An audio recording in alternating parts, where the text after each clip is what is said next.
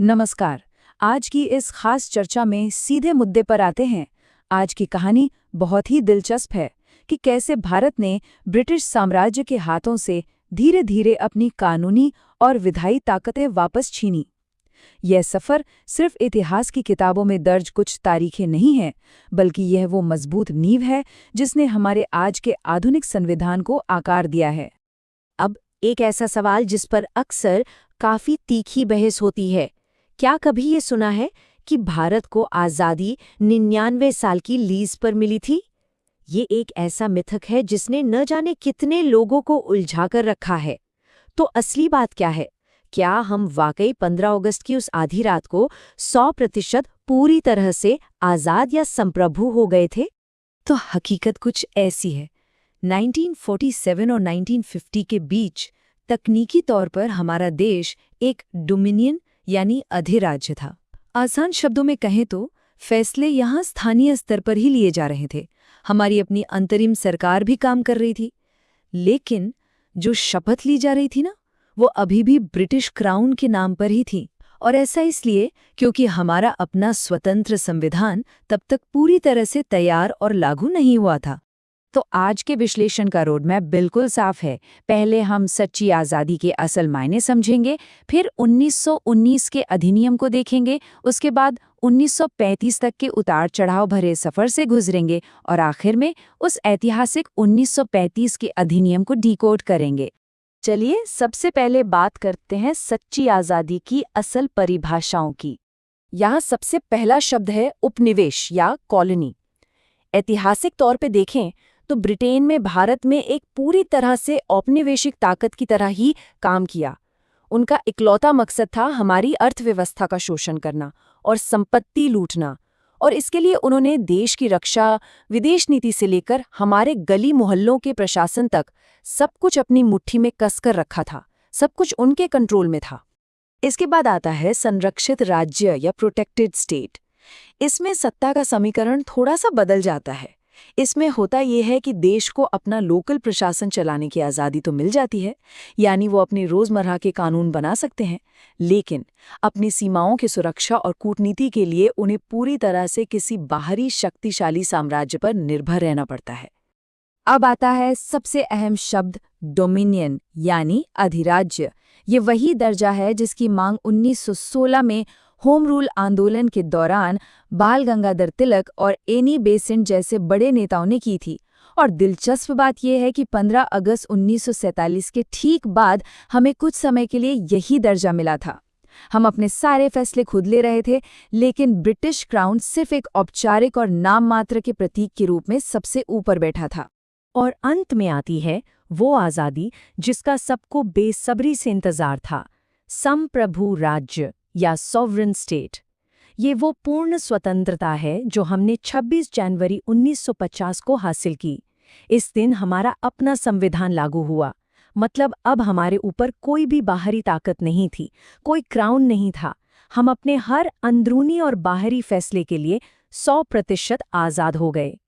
अब आगे बढ़ते हैं और देखते हैं हमारा दूसरा अहम पड़ाव, 1919 का अधिनियम।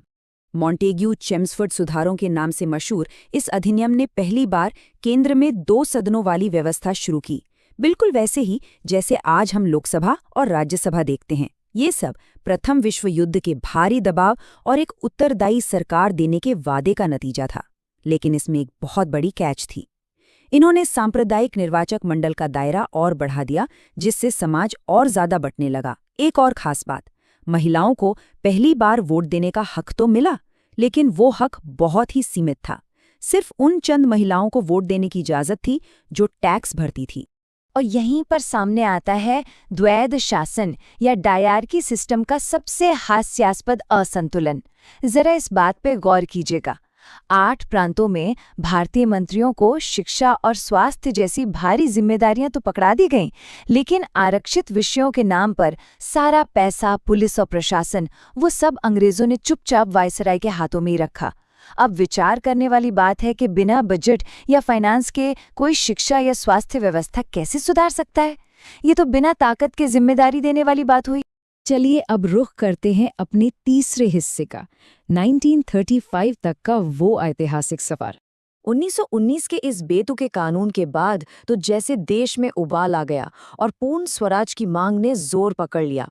1927 में जब साइमन कमीशन भारत आया तो उसमें एक भी भारतीय नहीं था। सड़कों पर इसका इतना भारी विरोध हुआ कि लाला लाजपत राय जी को अपनी जान तक गंवानी पड़ी। इसके जवाब में भारतीयों ने 1928 में अपनी खुद की नेहरू रिपोर्ट तैयार कर डाली। इस पूरे राजनीतिक बवाल को शांत करने के लिए लंदन में कई गोलमेज सम्मेलन हुए और सालों की इस रस्साकशी का नतीजा आखिरकार 1933 में ब्रिटिश सरकार के एक व्हाइट पेपर यानी श्वेत पत्र के रूप में सामने आया।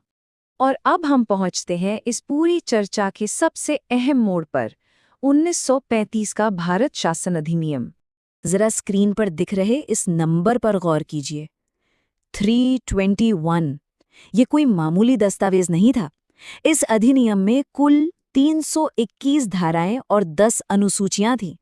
ये एक बहुत ही विशाल और बारीकी से डिजाइन किया गया कानूनी ढांचा था, जिसका मकसद ब्रिटिश भारत पर और भी ज्यादा व्यवस्थित ढंग से अपनी पकड़ बनाए रखना था। शक्तियों का ये बंटवारा इसका सबसे दिलचस्प हिस्सा है। आज हमारे संविधान में जो हम केंद्र और राज्य की सूचियां देखते हैं ना, वो यहीं से प्रेरित हैं।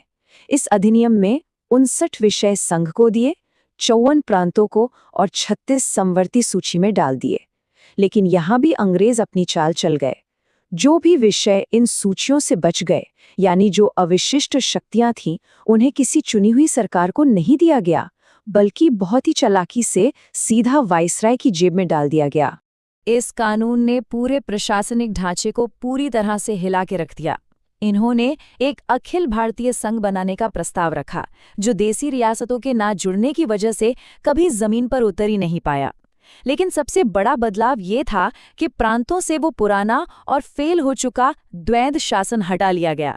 प्रांतों को आखिरकार अपनी खुद की सरकारें बनाने की आज़ादी यानी स्वायत्तता दे दी गई। और हाँ, आज का रिजर्व बैंक ऑफ इंडिया और देश का पहला संघीय न्यायालय भी इसी 1935 के कानून की ही देन है।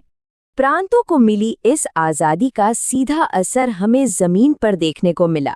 1937 में पहली बार बड़े पैमाने पर चुनाव हुए। पूरे देश में कुल 1585 सीटों पर मुकाबला हुआ। ये सच में एक ऐतिहासिक पल था, क्योंकि इस चुनाव में कांग्रेस ने जबरदस्त प्रदर्शन करते हुए 707 सीटें जीती और कई बड़े प्रांतों में अपने दम पर बहुमत की सरकारें बना ली। पर कहते हैं ना, खुशी ज्यादा दिन नहीं टिकती। आज़ादी का ये स्वाद सिर्फ 28 महीनों के बाद ही कसैला हो गया। हुआ ये कि वाइसरॉय लिनलिथगो ने बिना किसी भारतीय नेता या सरकार से पूछे एक तरफा फैसला सुना दिया और भारत को सीधे द्वितीय विश्व युद्ध की आग में झोंक दिया। इस तानाशाही के विरोध में सभी चुनी हुई सरकारों को भारी मन से तुरंत इस्तीफा देना पड़ा। इस घटना ने एक बात बिल्कुल साफ कर दी थी, प्रांतीय आज़ादी का दिखावा चाहे जितना भी हो, असली लगाम अभी भी अंग्रेजों के ही हाथों में थी। उस वक्त की हताशा और धोखे की उस गहरी भावना को जवाहरलाल नेहरू जी के इन शब्दों से बेहतर शायद ही कोई समझा पाए। उन्होंने 1935 के इस भारी भरकम कानून को सीधे शब्दों में गुलामी का नया चार्टर कहकर पुकारा। इतने दशकों की लंबी लड़ाई के बाद भी देश की असली संप्रभुता अभी भी एक विदेशी क्राउन की तिजोरी में ही बंद थी, जो हमारे नेताओं को कतई मंजूर नहीं था। तो अब इस पूरी चर्चा के आखिर में हम एक बहुत ही गहरे सवाल पर आकर खड़े होते हैं। जरा सोचिए, जिस कानून को गुलामी का नया चार्टर बताकर इतनी बुरी तरह से खारिज किया गया था, आज़ादी के बाद वही कानून हमारे स्वतंत्र भारत के संविधान की सबसे मजबूत नींव कैसे बन गया? ये इतिहास की एक अजीब विडंबना भी है और एक मजबूत प्रशासनिक ढांचे की अहमियत का सबसे बड़ा सबूत भी। इस सवाल पर जरूर विचार कीजिएगा। आज के इस विश्लेषण में बस इतना ही। उम्मीद है इस सफर में आपको बहुत कुछ नया जानने को मिला होगा। ऐसे ही किसी और दिलचस्प विषय के साथ फिर मिलेंगे।